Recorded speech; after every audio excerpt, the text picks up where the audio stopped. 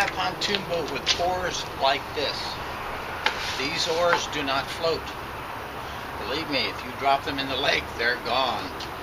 I would recommend that you tie something securely to the oar lock, and then tie that to the side of your boat.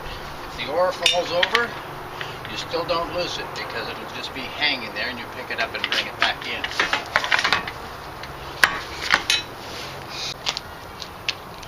Oar assemblies like this that use a regular rod and a rubber insert are distributed by Creek Company and many other manufacturers.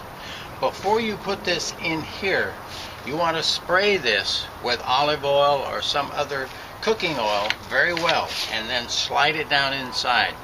Once you do that, then it will be easier to get back out, since this assembly has a tendency to shrink in the heat, and it's much easier to take it out after you've oiled it than if you haven't. The same is true for putting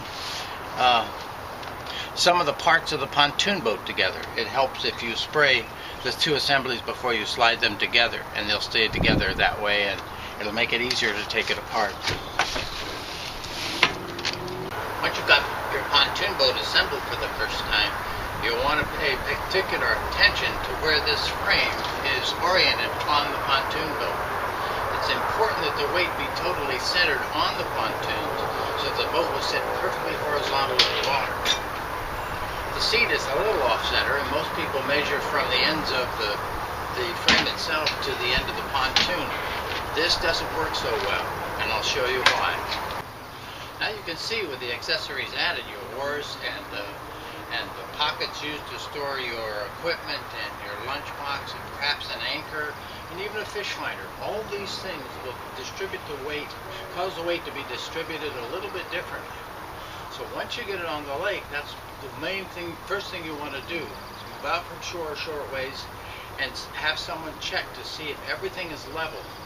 If it is not, then what you do is bring the boat back in, and you pull the frame forward or back until you reach that level point. And once you've got that, then you want to mark the frame in such a way that when you reassemble the boat the next time, it will be centered for you to fish with, and this will save you a lot of time. You'll notice that my strap actually comes close to my footrest at the point where the footrest anchors onto the frame. For me, this makes the boat perfectly level in the water, so I make sure that I set this each time before I get on the lake. With your boat, you may need to take a black marker or something to mark on the frame so you know when the pontoon is in the right position.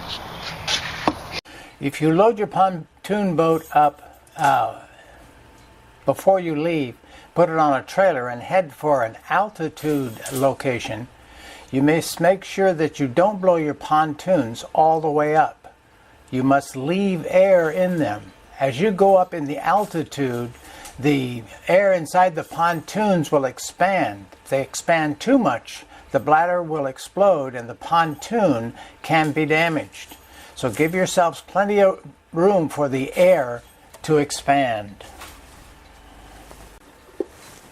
When you set up your pontoon, you usually have two pockets. Use one for just your personal items and eating items, and nothing which relates totally to fish, like this.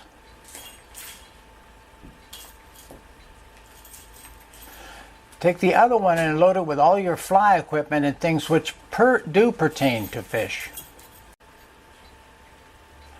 I use a PVC pipe and a small piece of plywood to keep the pocket level on my pontoon. After your fishing trip, once you've just taken the air out of the pontoons and are ready to put it away, I recommend you keep the frame on the pontoon. Keep it still with the straps wrapped in it. You'll find it a whole lot simpler when you get to the lake to blow this up and position the rack on the pontoon correctly than if you take it all off and have to turn around and put all these straps back on in exactly the right place.